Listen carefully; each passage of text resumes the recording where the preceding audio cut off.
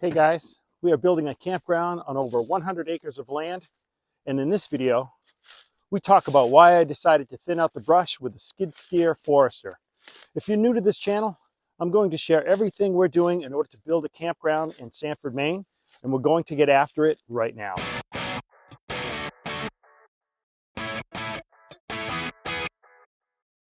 Before we do that, my name is Michael Patterson. I'm a retired CEO of a software company I sold several years ago. My family and I hope to one day run this campground together. If you want to learn everything there is to know about building a campground, click subscribe and tap the bell so that you'll be the first to know when we post another video. Soon after my wife and I had a survey done, we purchased a Bobcat T770 with a Forester attachment in order to thin out the brush. This was done in order to get a better idea of what the property looked like and to clean up a lot of the dead underbrush, which was a bit of a fire hazard. In the process, I left all of the trees of significant size and much of the smaller trees as well. I wanted to be able to drive a pickup truck around the property anywhere we needed to without hitting a tree.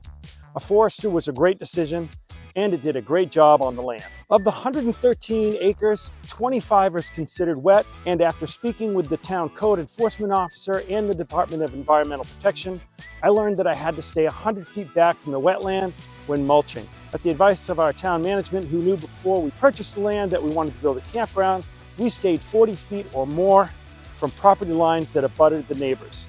This was done to provide a 50 to 70 foot buffer between the campsites and the neighbors who sometimes built 15 feet or less from the property lines. To make sure we stayed the right distance when cutting, my daughter Margaret and I used a 100-foot tape measure and placed stakes around the wetlands and back from the property lines abutting the neighbors.